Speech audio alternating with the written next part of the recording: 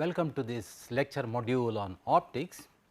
In the last lecture, we have seen a general introduction to the lecture module and optics in general, and I have briefly touched upon 3 different approaches which are used in studying optics.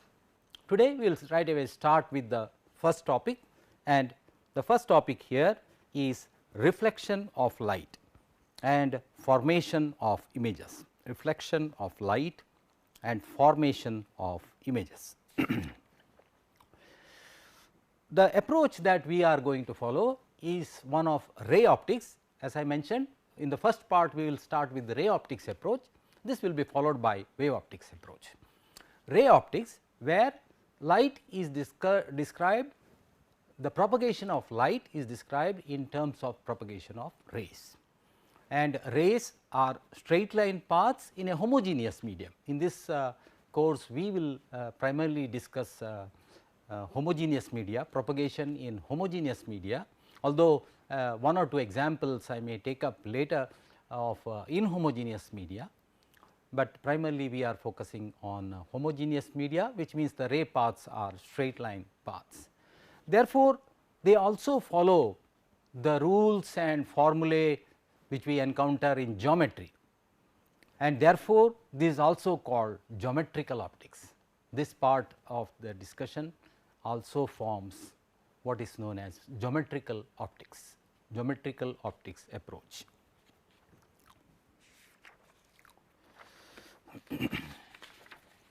So, first recall the laws of reflection.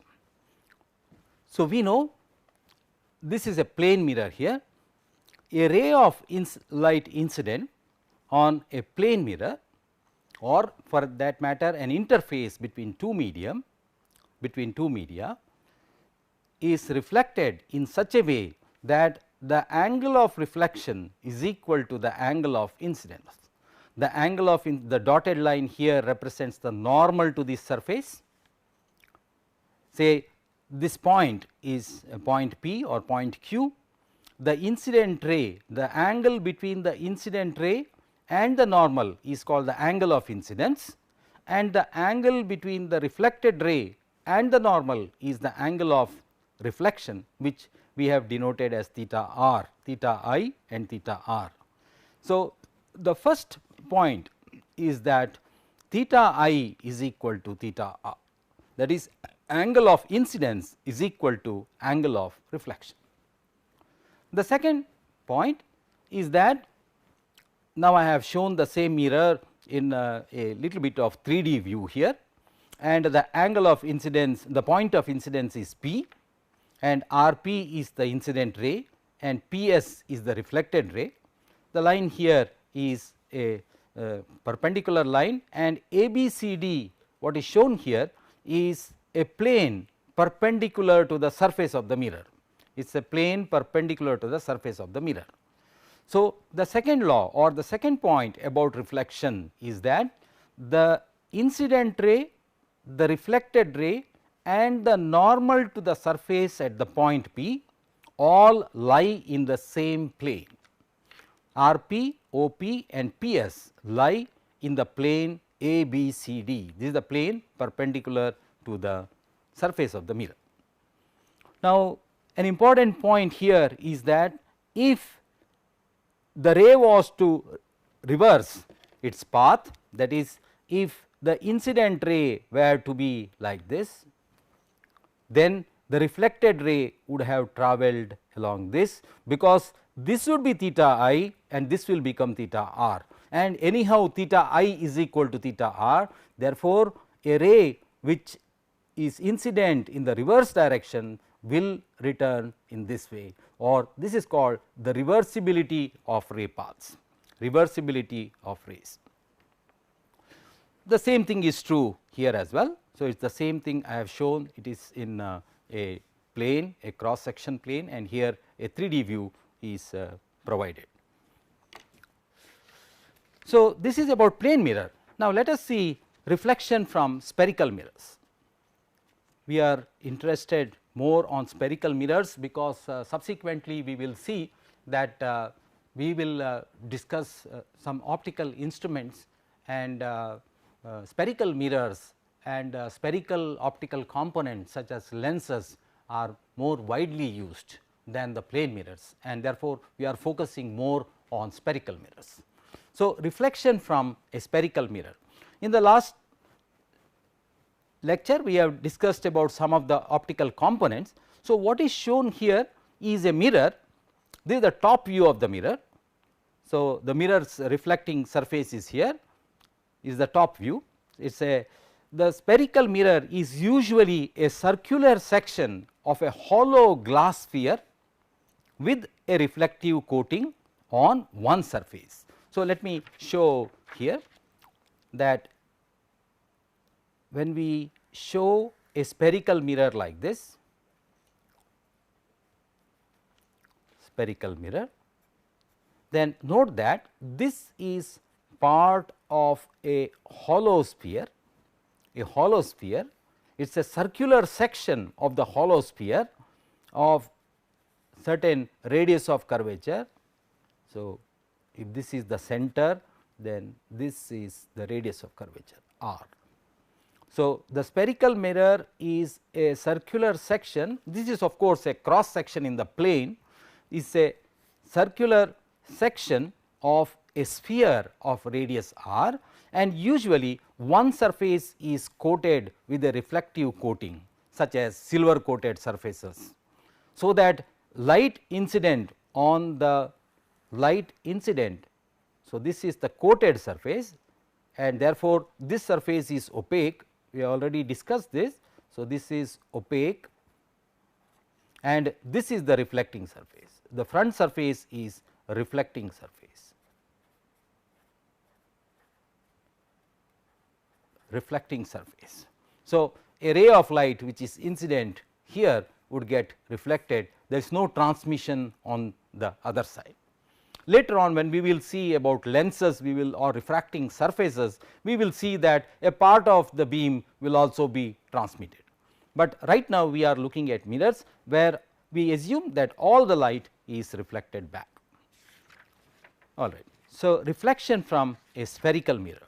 So, this is the top view and this is the side view. So, as I said, it is a section of the sphere. So, you can see it is a hollow sphere, section of the hollow sphere. So, this is the part where reflection takes place from this region. So, this is the coated part, the back side of that section, and this is of course a cross section in the xy plane. So, this is a concave mirror and a convex mirror. Concave mirror where the reflecting surface is on the front side, and convex mirror is where this is coated. From the inner side we have the reflective coating, and the bulged side, that is the convex side, is the reflecting surface. So, reflection from a spherical mirror. We will see first, this is the spherical mirror which is characterized by a radius of curvature, and we will see reflection from a spherical mirror. So, here what I have shown is incident of a ray, an arbitrary ray. Arbitrary ray means a ray which is incident at any angle, some arbitrary angle. In other words, if a ray is incident, this point M could be here, in which case if I start from some point, then the point M could be here or anywhere. So, that is why reflection of an arbitrary ray. How do we determine the reflected ray? First, at the point of incidence M, we draw a tangent. We draw a tangent to the spherical surface, and the normal to this here, the normal will form normal to the surface, and by law of reflection, the reflected ray, the angle of reflection theta r must be equal to angle of incidence theta I at that point. So, every point, every local point. So, if I have this as the surface, then every local point. So, a ray could be incident like this, or a ray could be incident like this, a ray could be incident like this. So, whatever way it is incident, so this point M is arbitrary, whatever way it is incident, then the rule is at this point you draw a tangent and then draw a normal, at that point of incident, and then we know that if this is the angle of incident, the reflected ray must go in a direction such that angle of reflection is equal to angle of incident. So, this is theta I and this angle here. So, let me mark it here is theta r, theta reflected.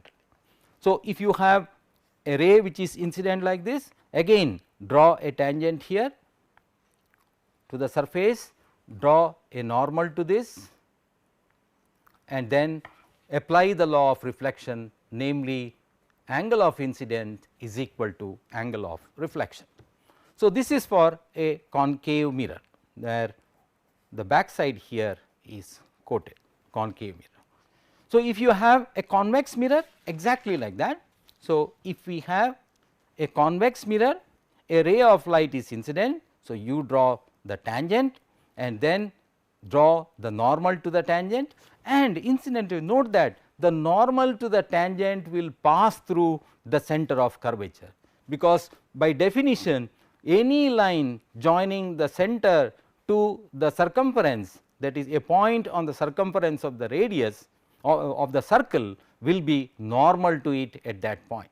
So, here it will be 90 degrees, and therefore, the normal, for to locate the normal, there is no need of drawing a tangent and locating the normal.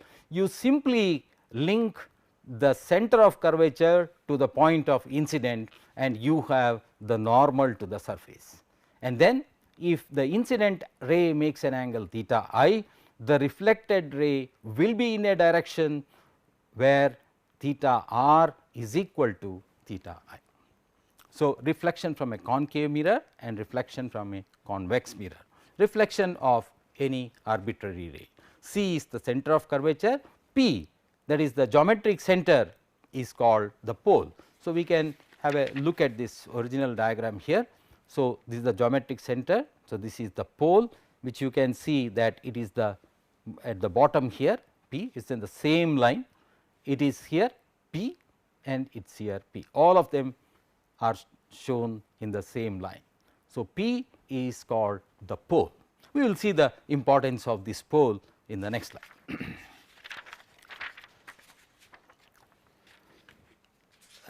Reflection of rays incident at the pole.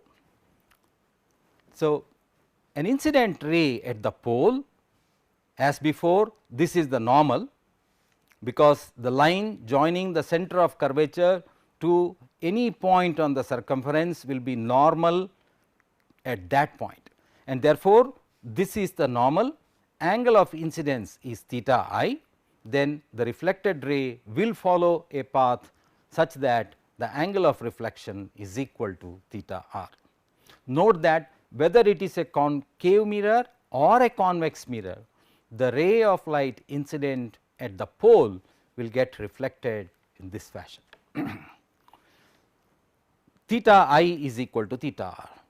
A special case is if theta I is equal to 0, which means if the incident ray is along the normal, then obviously the law of reflection says that theta r must also be equal to 0. In other words, the reflected ray will be along the same path, along the incident path, that is because this is the normal. So, whenever a ray of light is incident on the normal, then the reflected ray will also be along the normal. This is true for convex mirror as well, and therefore, the normal ray in both the cases of convex mirror and concave mirror will be such that the reflected ray will be along the normal. So, this the line joining the center of curvature. So, here is the center of curvature C, and the pole P is called the principal axis. So, this is called the principal axis.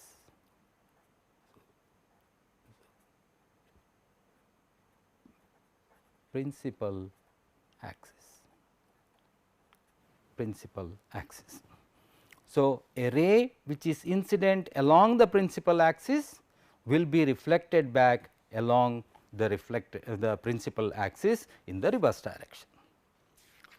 Next, we consider reflection of a rays parallel to the principal axis. So, here reflection of rays parallel to the principal axis. So, what I have shown is, consider any ray, a ray which is incident here, which passes through a point f here, and another ray, parallel ray, also passes through the point f. In other words, what I have shown here is any ray which is incident parallel to the principal axis will pass through a point f, or if I look at this plane, the parallel ray, the parallel rays or the beam will be focused to a point f. So, this shows a converging beam. Please recall that a beam is a bunch of rays. So, we represented in the last lecture that beam is a bunch of rays. So, and a parallel beam or it is also called collimated beam, parallel beam of light, parallel beam, just to distinguish between a diverging beam and a parallel beam. So, in the last lecture we had seen that from the torch light you get a diverging beam. So, here is our torch light, then you have a diverging beam which is coming out, and we said that a beam can be represented by a bunch of rays. So, if parallel beam, which is, that is, parallel rays incident on the mirror, here we are talking of parallel rays parallel to the principal axis, because I could as well have parallel rays incident like this. So, this is parallel rays with oblique incidence to the principal axis. So, I am not talking about this right now, we will talk about this a bit later. So, parallel rays or rays parallel to the principal axis. So, what I have shown in this diagram here is that rays incident parallel to the principal axis all focus to a point f called the principal focus. How do we know this? We will see just in a minute. So, f is called the principal focus. In the case of a convex mirror, parallel rays, the same parallel rays incident will diverge, because every ray has to satisfy the law of reflection at the point of incidence, and the net effect is that they will lead to a diverging beam. As you can see, in this case a parallel incident beam was converging or focusing to a point here. Of course, after the focus it is again diverging, but we are looking at the focus. Focus is a point where an incident parallel beam parallel to the principal axis will get focused, that is called the principal focus. In the case of a convex mirror, the parallel beam results in a diverging beam after reflection.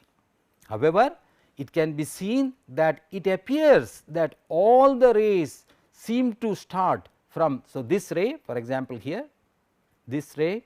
So, all reflected rays appear to come from a common point, which is the principal focus of a convex mirror. The principal focus of a concave mirror is in front of the mirror, whereas the principal focus of a convex mirror is behind the reflecting surface, and we will discuss the implications of this in front and behind and the sign convention and so on. So, parallel rays incident on a plane mirror. Now, this principal focus, the definition where I had said that rays parallel to the principal axis focus to a point f. This is true under what is called as a paraxial approximation. Paraxial approximation. So, before proceeding further, I would like to discuss about the paraxial approximation. In this course, we will consider all the geometrical formulations under the paraxial approximation. This is a very good approximation in practice, I will discuss in a minute, but first what is paraxial approximation? Paraxial. So, this is actually the Greek words, para meaning close by, nearby, paraxial. So, close to the axis or nearby the axis. So, we are looking at paraxial rays, which means rays which are close to the axis. So, let me draw here separately. So, here is the mirror, and most of the times I am showing concave mirror, but all discussions are equally valid for convex mirror. So, this is the principal axis. So, I have shown principal axis.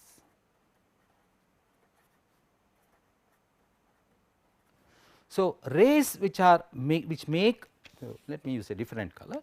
So, rays which make a small angle with this. So, this is the angle. So, this is a ray, incident ray. So, this is the angle theta. Small angles for theta small is a qualitative word, small. So, small means typically we are talking of anywhere from 0 to 5 degrees.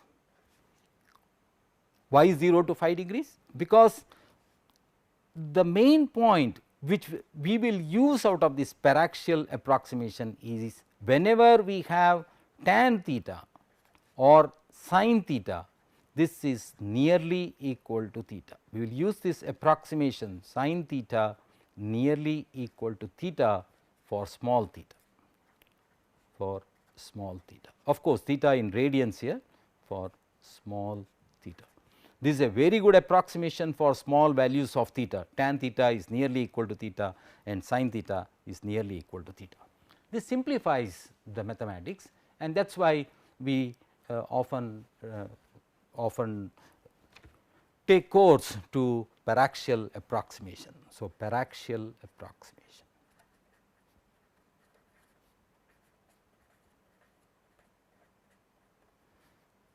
So, paraxial approximation in which we deal with rays which are either, it could be parallel rays, when theta is 0 it is parallel rays. So, rays which are close to the principal axis, they could be parallel rays or rays which are making small angle with the axis, rays which make very small angle with the axis. So, then we say that we deal with paraxial approximation. This is also sometimes called small aperture approximation. Small aperture approximation. Let me explain what this means. Small aperture approximation.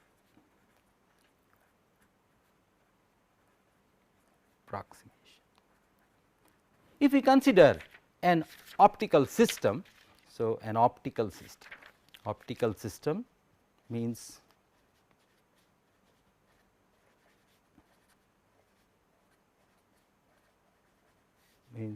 a device which, or a system or an arrangement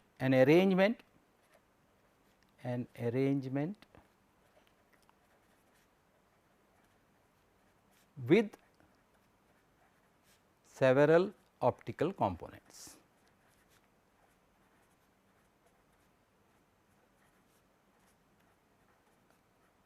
Of course, to form some device, like for example, we will discuss later, we will discuss optical microscope, where we will see that there will be one lens here and another lens here, and they will be, I am not discussing any detail here, and they will have a certain separation between them.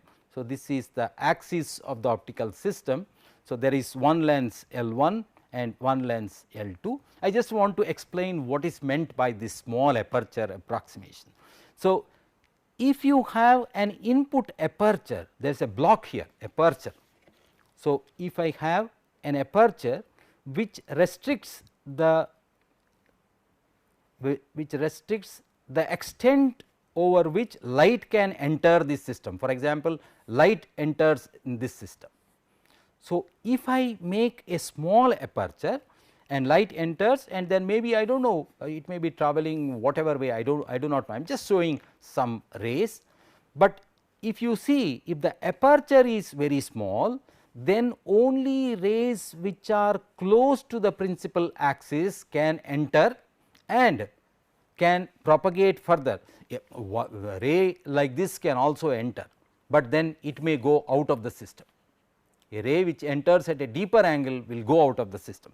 Only rays which are close to the axis, which make small angles or very close to the axis, will pass to the next component and finally give whatever result at the output here. So, an optical system which has a small aperture primarily deals with paraxial rays.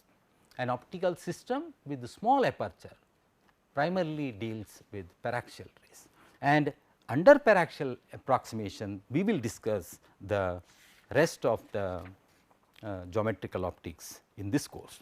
So, let me keep the diagram which I have drawn here and just paraxial approximation. So, I have shown some rays here. So, a ray which is making a small angle theta, a parallel ray, but very close to the axis. So, all of them, as you can see, the extent over which it is incident on the mirror is very close to the axis. So, a small aperture, which means if I put an aperture here, if I put a block here, let us say I put a block here. Block means an aperture and which blocks rays which are coming from other side. Then it will not affect these rays, because they are going back and forth, or I do not know, whatever. It depends on the optical system that we are discussing. For example, if I take, I showed the microscope in the earlier case. For example, there are optical resonators. In the last lecture I showed a laser. A laser has an optical resonator with two mirrors like this, and the rays go back and forth. The rays travel back and forth inside and resonate. So, they travel like this.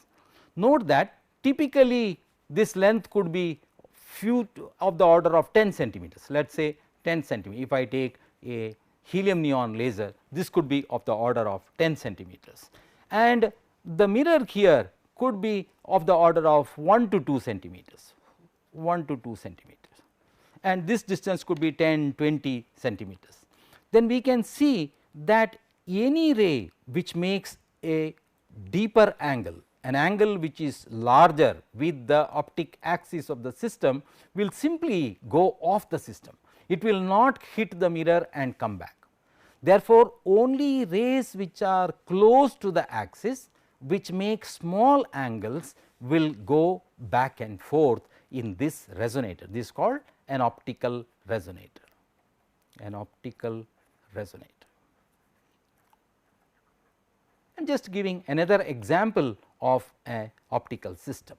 An optical resonator is a device comprising of two mirrors. It could be spherical mirror or plane mirror and so on, with a certain separation, and usually the separation and the dimensions are such that only rays which are close to the axis resonate inside this device, other rays simply go off, and therefore, we are automatically dealing with paraxial rays, and this paraxial approximation is very widely applicable in many components and devices in optics.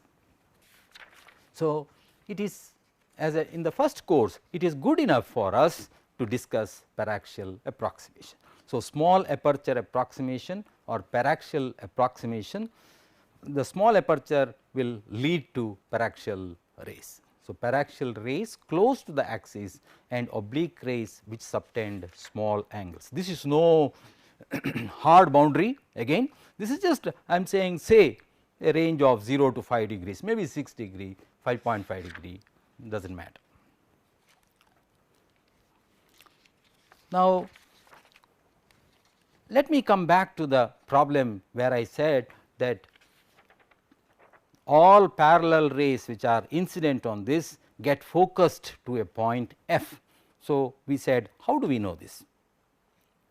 Let us discuss this. So, here I am discussing this topic, focal length of a spherical mirror. So, we have considered incidence of a parallel ray of light, a paraxial ray, a parallel ray at the point of incidence m.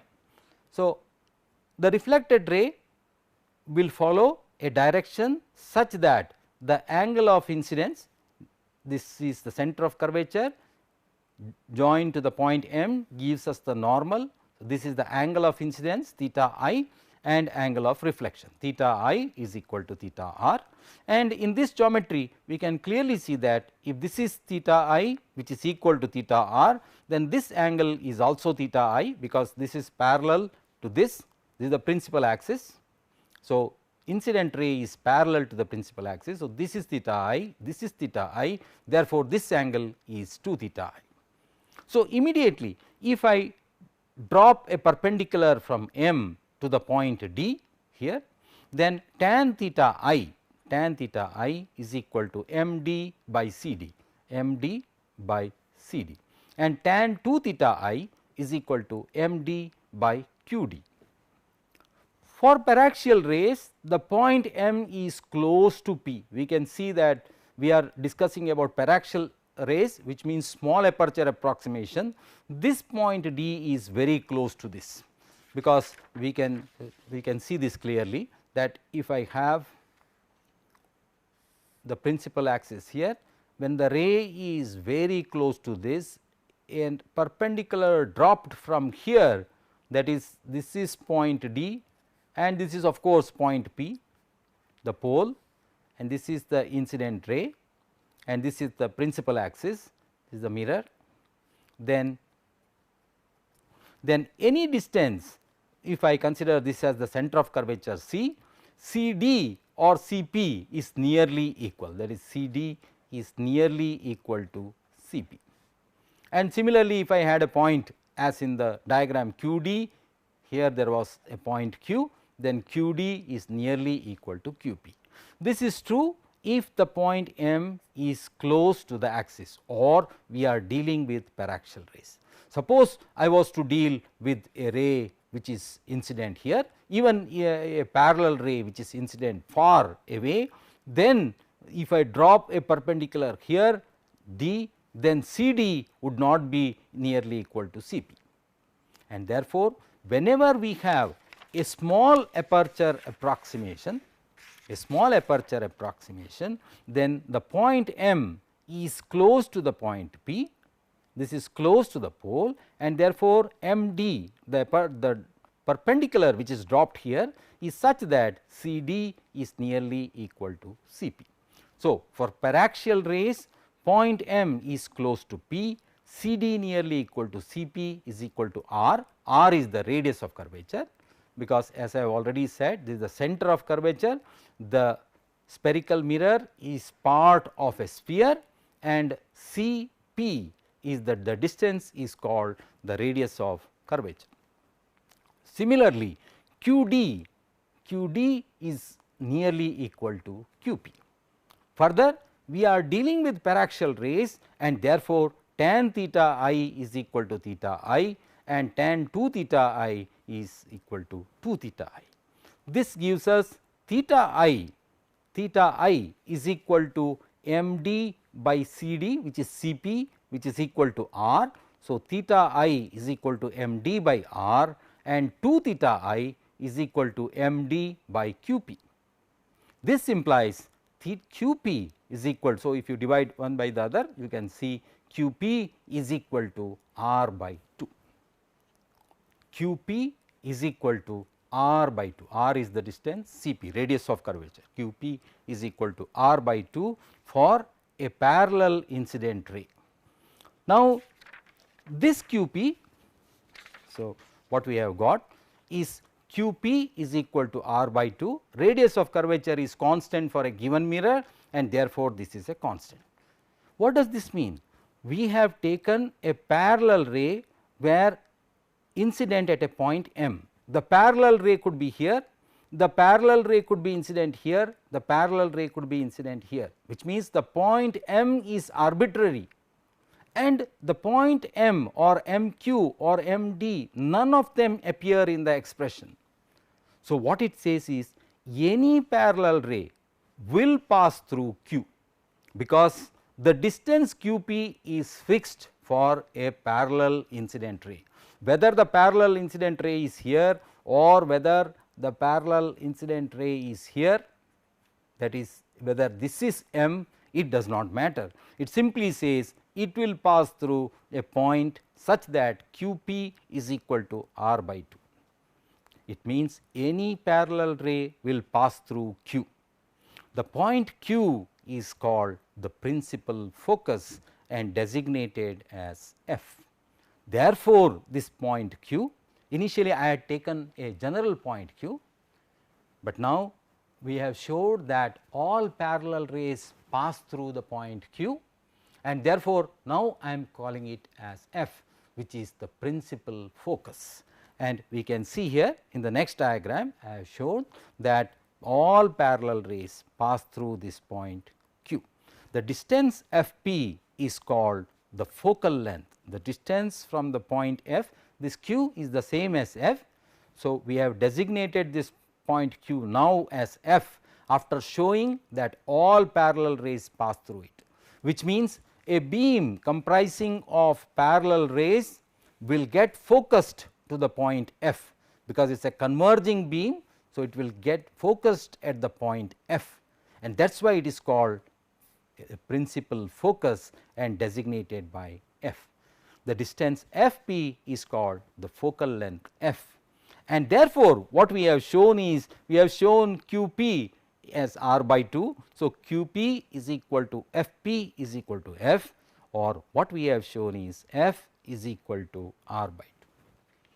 So, in this small derivation, what we have shown, there are 2 points which we have shown, that all parallel rays converge to a point which we call as f, which is called as f, the principal focus, and the focal length f p is shown to be equal to r by 2, where r is the radius of curvature of the spherical mirror, all under the Paraxial approximation, or when we consider small aperture, this relation holds good.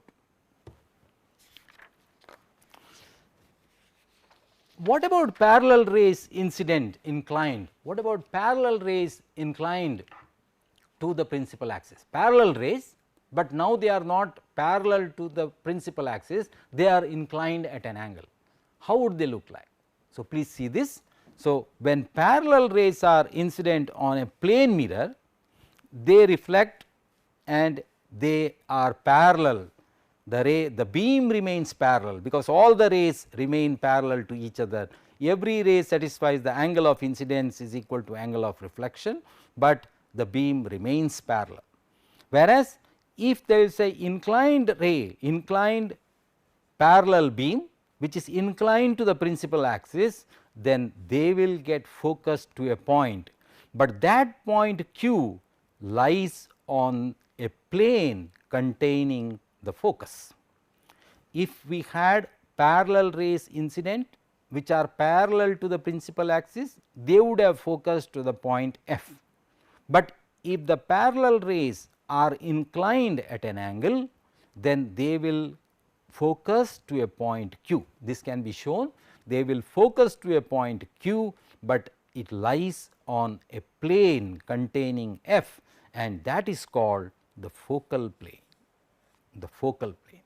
I have also shown the corresponding diagram for a convex mirror here. We are not going to the proof of this, but we see that when the parallel rays are inclined at an angle, then the focused point, the point where it is focused, or the point from where it appears to come after reflection, is shifted from the point f, but remains on a plane called the focal plane. With this background, we will now proceed to formation of image, formation of images.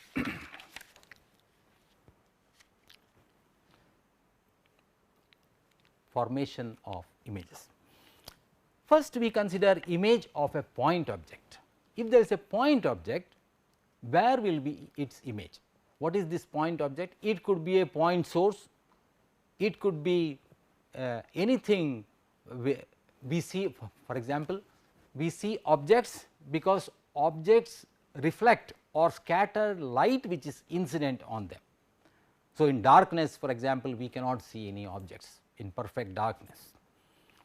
So, when we see object, it means object is scattering or reflecting rays which are incident on them, and they will form an image. So, where will the image of an object be?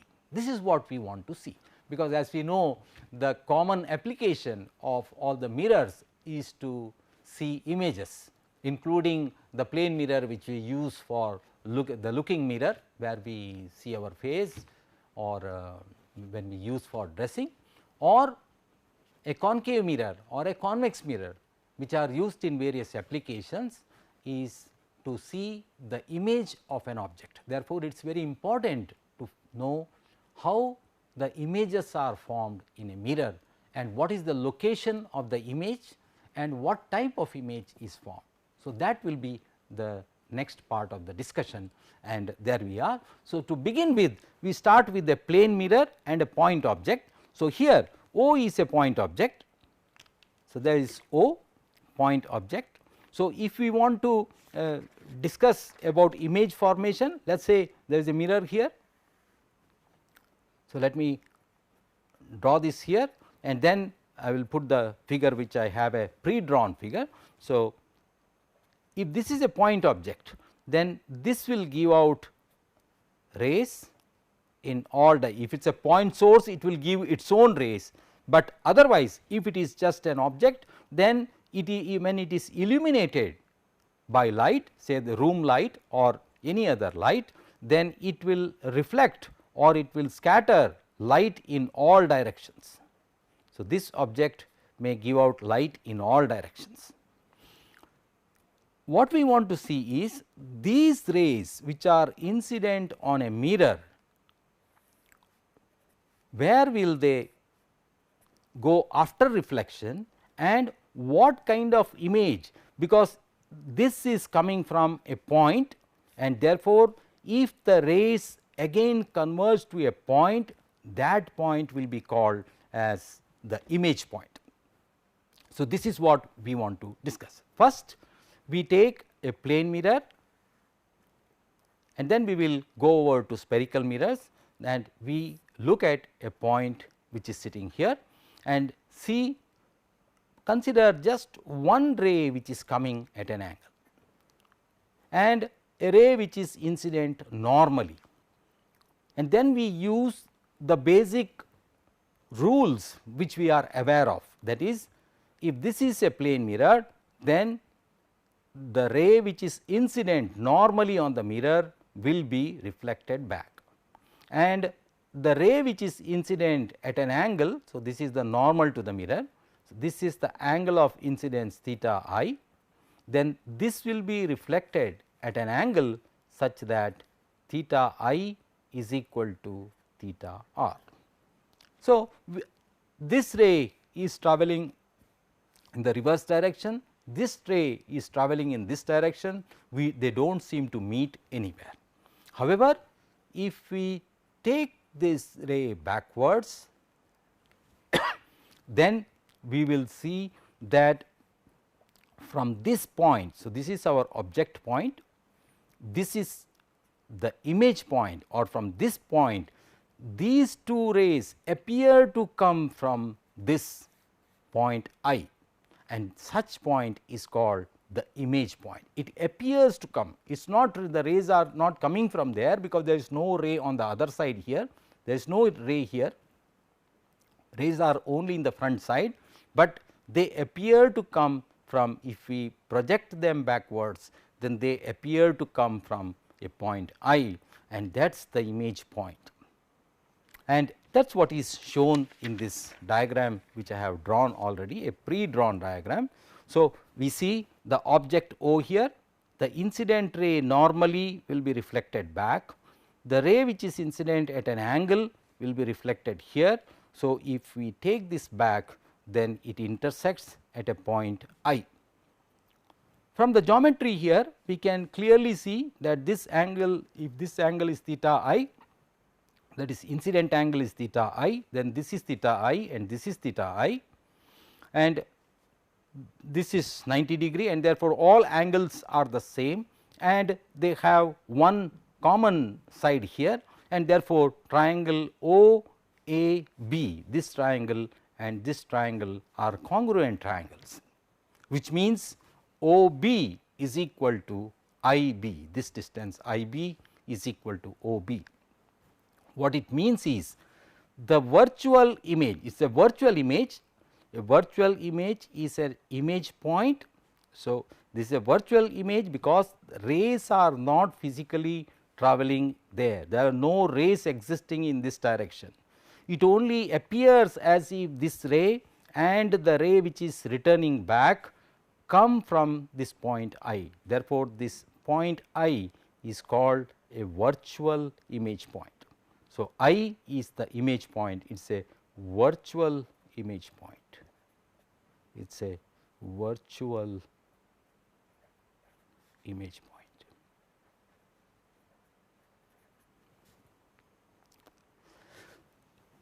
Without loss of generality, we could have taken any ray at any angle. We have taken a point A here, but the point A could as well be here. This could have been A, this could have been A, any of these could have been A, and every time we will see that if this were A, we see that this triangle will be these two triangles will be congruent, which tells OB is equal to this. If this were the ray, then these two triangles will be congruent, and again it gives OB is equal to IB. In other words, every ray which is coming out of the object is such that all the rays, all the reflected rays appear to come from this point I, which is the image point. The point A is arbitrary, which means it could have been any of the point, it could have been anywhere here, and therefore, I is a virtual image point. This is how we can locate the image of a point object in front of a plane mirror. Why are we first interested in a point object? Because any extended object can be represented as number of point objects, that is points on the object, on the extended object. Each point on the extended object can be treated as an independent object, and its location can be found out by applying the laws of geometrical laws of reflection and subsequently of course, refraction, and we can locate the image corresponding to that point. And when all the points, all the image points, when we get all the image points, we get the total image of the extended object. That is why we start with a point object. Now, if I see the point object of a spherical mirror due to the point object in front of a spherical mirror and try to locate its image point, then let us see the image of a point object in the case of a spherical mirror. So, here is the spherical mirror, here is the point object O, and we consider two rays, one ray which is travelling along the principal axis, and we have already seen that it will be reflected back along the same direction, a ray which is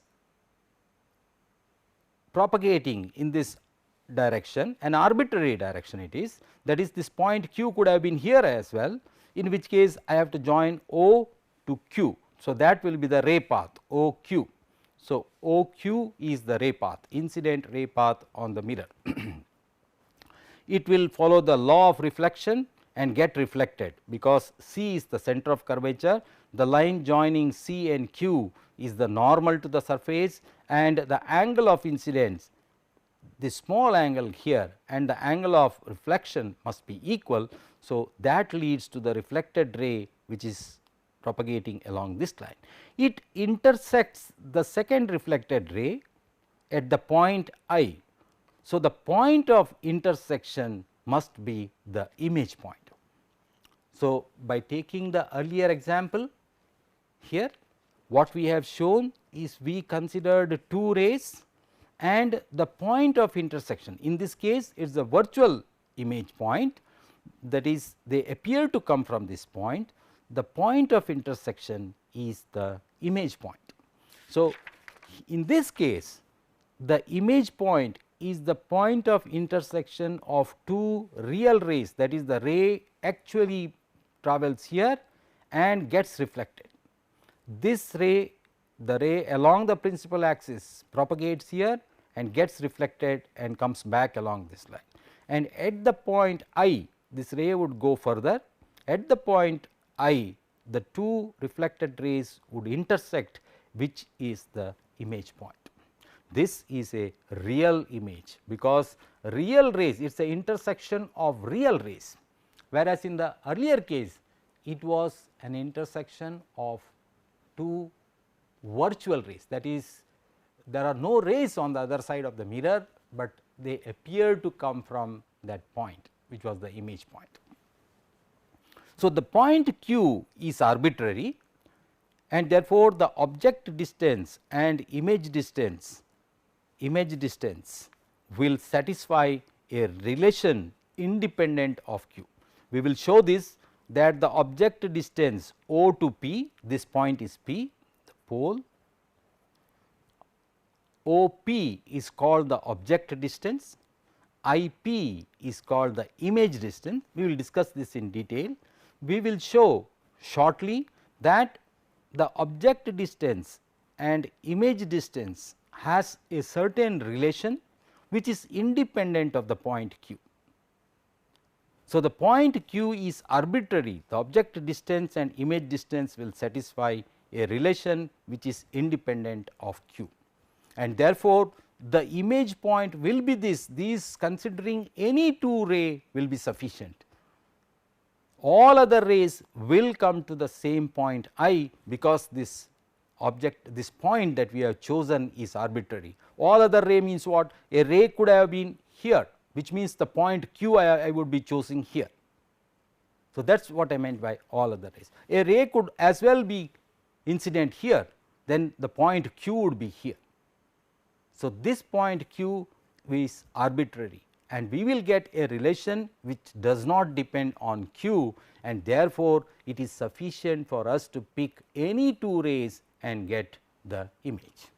Similarly, if I look at the image formation in with a convex mirror, then here is the first ray travelling along the principal axis which gets reflected here. The second ray, I have chosen a second ray to be incident here, which gets reflected following the law of reflection here, and both these rays appear, this ray and this ray appear to come from a common point I, which is the image point, and in this case again I is a virtual image. Now, we discussed the image due to a point object, but in practice we look at extended objects. In practice, objects are extended objects,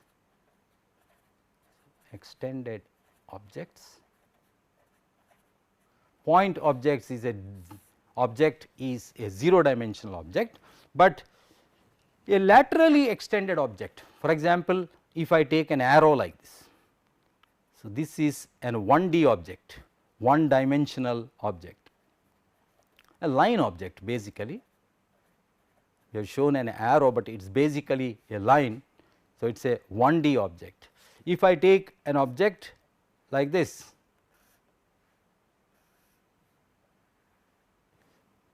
so this is a 2D object. So, 2D object.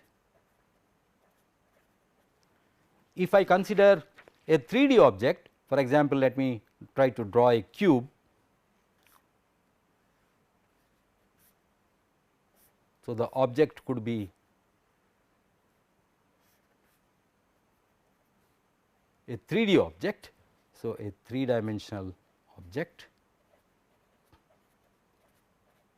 Of course, what I have drawn are regular objects, but there could be an arbitrary object, an object of arbitrary shape, which is a 3D object, but of arbitrary shape. We first discuss some of the regular objects and image formation due to regular objects. The first step would be to discuss image formation due to a 1D object, that is, we have discussed a point object. Now, let us look at a line object, which means it comprises of many points here. So, every point, rays are emitted or rays come out from every point on this here. So, if we can locate the corresponding image point for every point here, then we would be able to locate the object, the image of the object after reflection. So, we will discuss formation of this extended formation of these images in the next lecture.